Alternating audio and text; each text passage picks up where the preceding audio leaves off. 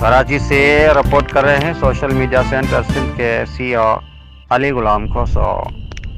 Civil society Hyderabad کا وفد سماجی رہنما محترم عبدالرشید بلوچ صدر ٹیم ہیومن رائٹس پاکستان کی قیادت میں ہیومن رائٹس سیکریٹریٹ پہنچے اور انسانی حقوق کے رہنما chairman team human rights Pakistan Ishaq Sheikh سے ملاقات کی۔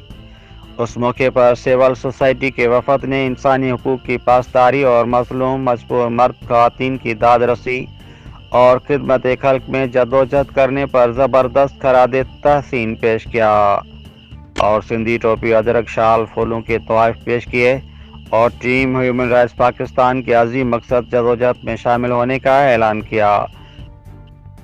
اس موقع پر سول سوسائٹی کا استقبال کیا گیا۔ وفد میں معروف سماجی رہنما فیاض حسین کلیار، پرویز داؤد راہو، سائمہ خان شامل تھے۔